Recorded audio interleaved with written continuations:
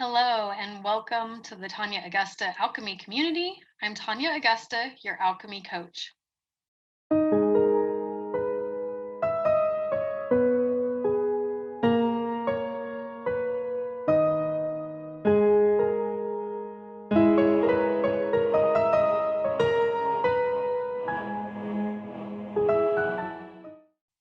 Welcome to Bravery Through Clear Boundaries. If you haven't already, please go back to my first video that I have done in this two-part series. It's called What Gets in the Way of Gaining Clear Boundaries. And that's going to really give you some nice foundation for today's video. And I want to begin by talking about boundaries and what they are and why it's important. So, each of us, we have our own unique rights as an individual. We have our own needs and desires, and we need to honor ourselves by creating boundaries. And it is a way of actually increasing self love when we create boundaries. And it is something that we need to learn to set boundaries with other people. We need to have that moral courage to do so and to do it in a loving and kind and firm way. Those are the three ingredients that I want you to remember, that it's loving, kind, and firm. And so, again, we want to make sure that we are consciously communicating to somebody else so that they can receive our message. And I'm going to be sharing with you the three things that I want you to do to really be able to create boundaries in this journey. And as I'm talking about this today, I refer to all of these skills as conscious communication. Some of what I've learned I take from Marshall Rosenberg's Nonviolent Communication. I highly recommend that book. It's also on Audible and he reads it. He has a soothing, beautiful voice, and there are so many other things you can learn in that. So I highly recommend it. So the first thing I want you to do is I want you to practice setting boundaries with yourself. And let's use an example today. So the first example I have is we're going to pretend that um, we have a trigger in our life that is going to allow us to see what needs to be a boundary that's going to be created. So in this example, the trigger that happens for me, I will say I start drinking 3 cups of coffee throughout the day. My body starts to tell me I don't feel well from drinking the 3 cups of coffee. My body's really, having this adverse reaction to the caffeine. I'm not getting enough sleep. I'm seeing and noticing that I'm very depleted. So I recognize this. And so this is why I decided to create this new boundary. Now, my new boundary is that I'm going to go to bed by 11 p.m. because I need to get up by 7 a.m. I want to get some good solid sleep. And I'm only going to allow myself 2 cups of black tea in the morning. I'm going to make sure that I don't have anything after noon, and I can have 1 or 2 black cups of tea if I really need it.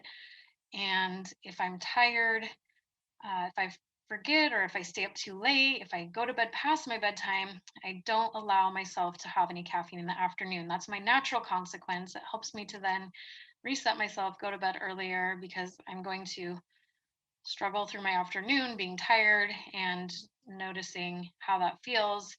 But again, I'm not going to go to that caffeine that I know is really impairing me in other ways. So you see, I've set my boundary. I've given myself this natural consequence. Also in the middle there, you may have noticed that, again, I briefly talked about it, but I was able to recognize that I had this authentic need of needing to be healthier, needing to feel better. So a lot of times we have a trigger that allows us to see what boundary we need. Now, in real life, we are met with boundaries in situations that often, of course, take us by surprise. Somebody says something and we aren't necessarily expecting it. People say things and we may not know how to react in the moment. We may not even recognize that a boundary is being crossed in the moment. It may take us some time to recognize and realize this. It depends on how fast of a processor we are, and there's no right or wrong. What's important is that we recognize that we have been triggered, that there is something that feels uncomfortable, even if we aren't able to state our boundary right away. What's important is that we recognize it soon, and as soon as we are aware of it, then we want to have that opportunity to come back to the other person and say, when this happened, this is, and have that conversation. I'm going to talk to you more about the steps in having that conversation here in a moment, but it's really important to have that conversation, hopefully within a 24-hour period. We don't want to go much longer than that.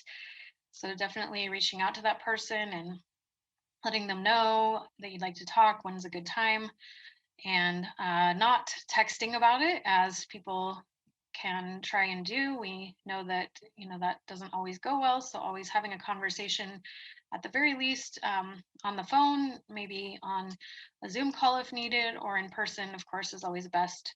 It's always nice when we can see each other on a screen, if not in person, so that way we can at least see that body language, we can see that other person's eyes. There's a lot more we can read into. Well, I want you to know that, yeah, again, you are going to find that you may not, initially know what to say. So, again, gather your thoughts. Again, we want to be kind, loving, and yet firm. So, when we present the situation to the other person to let them know that they've crossed the boundary, it is a big deal. It can take courage. Again, I want you to have this moral courage. So, you're going to begin practicing with yourself to gain that confidence, and you're going to have opportunities to do this even with small things. Try to have that conversation with somebody who you can do it with initially if you need to, but it's always going to be a matter of practicing. It's not always going to go well or perfectly, and we may be really uncomfortable throughout the process, but this is really important. So I really want you to um, come to the other person and make sure that you're using I statements. We're always going to say, I noticed this, or I saw this. We don't want to say, you did this. We don't want to use the word you, because right away we're putting them as that target that puts them in defensive mode. We want to always state things as they were factually and objectively. So I saw you shaking your fist and your voice was raised. So this is very objective. I'm not saying, oh, you were so rude and you were screaming and carrying on and shaking your fist. Now, yeah, that could be true of everything that I just said, but a way in which they're going to be able to receive that better is to say, I noticed you were coming, to me with this issue that you had. You were upset about it. You started shaking your fist. Your voice was raised. Then you want to state how it impacts you. When I saw you doing that, I was scared. I didn't know what to say or what to think. I knew that if I said anything, that it was going to instigate more of a reaction, and that's not where the direction I wanted this to go. So let them know how that impacted you, and then you want to state, your consequence and give a choice if need be. So you can say, if you come to me again and you're raising your voice and you're shaking your fist, you're really angry like that, I am going to have to walk away. I can't talk to you when you're like that. It's not going to work for me. So you can, again, give a choice. If you can wait till you calm down and then you can come to me and we can talk about it. I'm happy to listen then, when you can say it more calmly. But I don't mean to be rude, but I really can't be around you when you're like that. It's just too upsetting to me. So, please understand that from now on, when you raise your voice and you're shaking your fist, I'm going to walk away. And so you've given your boundary.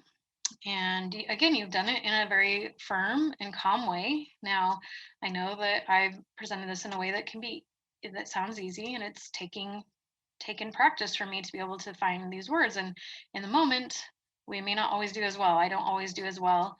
We all can be scared. We can all be heated. We can all have tones of voice that we don't mean. So it's always a good thing to say at the beginning of a conversation with somebody too, I have anxiety about talking to you about this. I'm scared, that you're gonna have a hard time receiving this, and I don't even like to talk about this. I don't really even want to have this conversation, but we need to. I've sometimes started conversations in a way such as that, and that can be very helpful because it helps them know that you're scared and it's hard for you too, and just stating it helps you to calm your nerves. So these are ways in which you want to present, again, using this conscious communication skills, going back and getting that confidence through building your own boundaries with yourself. And again, this is just going to take a lot of practice. And then the other thing that I talked about in my last video that I really want to reiterate is that we need to know our authentic needs.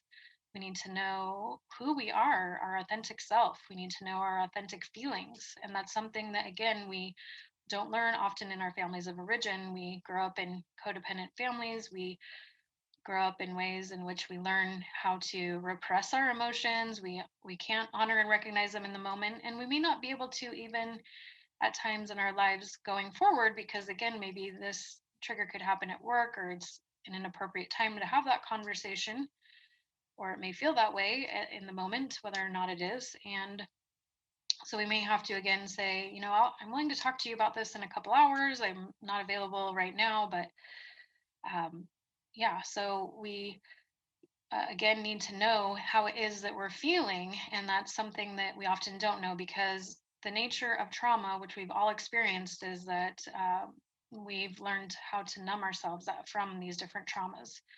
And so again, we all have different coping mechanisms for finding ways to numb ourselves, and some of those are healthier and some not so healthy, but we can still distract ourselves. So we can go do a bunch of mountain biking, we can go do a bunch of yoga, we can be working and being really busy and saying I have no time to deal with this, when those are healthier outlets than, say, drinking. But that doesn't mean that we aren't still escaping and not going within and going, okay, how did that make me feel when that person said this? And you know recognizing, like, oh wow, okay, actually that reminded me of how my dad used to talk to me, and it made me really angry, and underneath that anger I'm feeling really sad, and it brings up my feelings of abandonment, or whatever that is for you. So there's a lot of steps in getting to know your authentic self and really getting in touch with those emotions. It's very important. It's a very key part of this. I really want you to keep at this, and I hope this video has helped you today. Before you have a conversation with someone, I also would invite you to take a listen to my free gift that I have in the link below here. It is my protection and grounding video, and it's really helpful in, again, calming ourselves, getting ourselves in centered in a safe space and